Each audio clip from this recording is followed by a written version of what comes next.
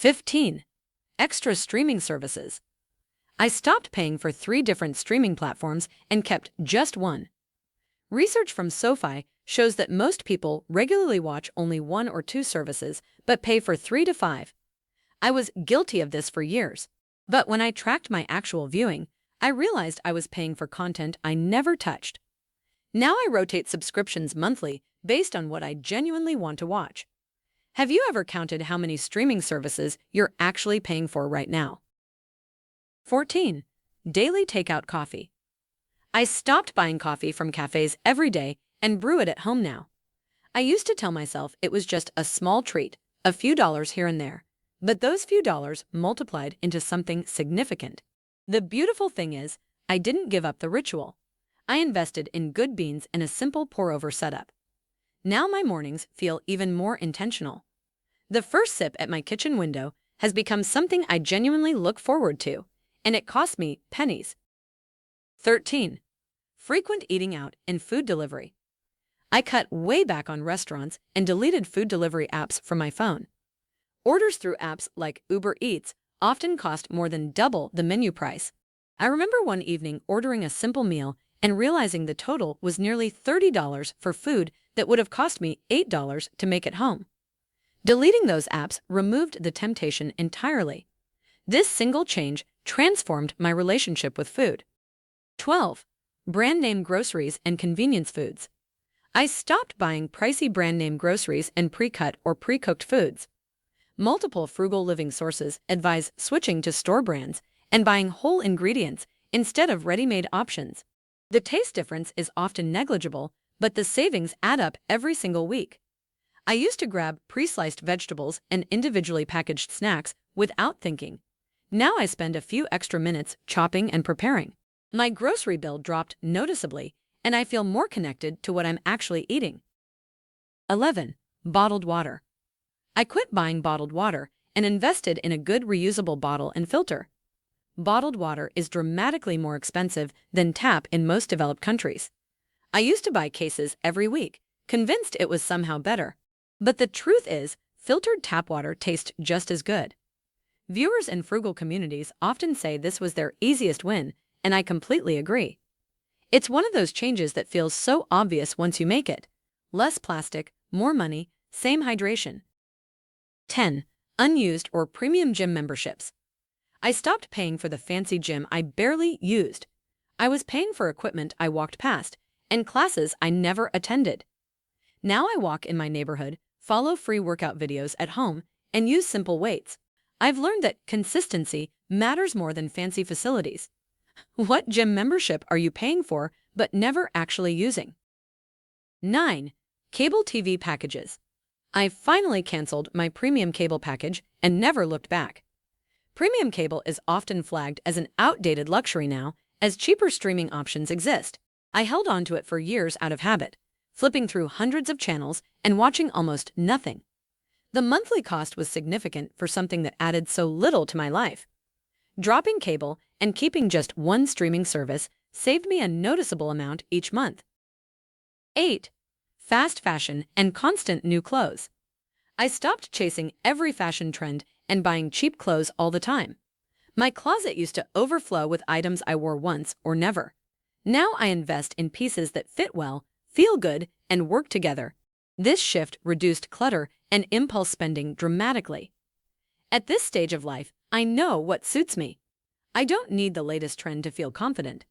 A smaller wardrobe of things I actually love has been surprisingly freeing. 7. New phones and latest tech every year. I no longer upgrade my phone and gadgets just because a new model comes out. I used to feel that pull every time a new version was announced, convinced I was missing something important. But my 3-year-old phone works perfectly fine. The camera takes beautiful photos. The apps run smoothly. Stepping off that upgrade cycle saved me significant money with almost zero lifestyle impact. Here's a counterintuitive truth. Keeping what works often feels more satisfying than constantly chasing what's new. Congratulations, you've made it halfway through the video. If you found it helpful so far, please give it a like and type "I am a minimalist" in the comments below.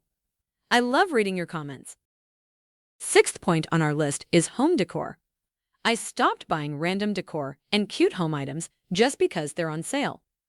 I used to wander through home stores, picking up candles and picture frames and decorative objects that seemed charming in the moment.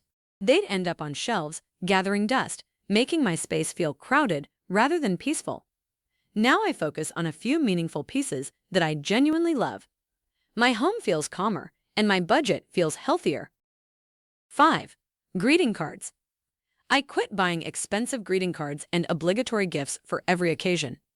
I used to spend $5 on a card, write 2 sentences inside, and feel like I'd done my duty. Now I write heartfelt notes on simple paper, and honestly, people respond to them more warmly. The connection matters more than the price tag. Prioritizing meaning over spending has made my relationships feel more genuine, not less. 4. Extended warranties and add-on insurance. I stopped buying extended warranties at the checkout counter.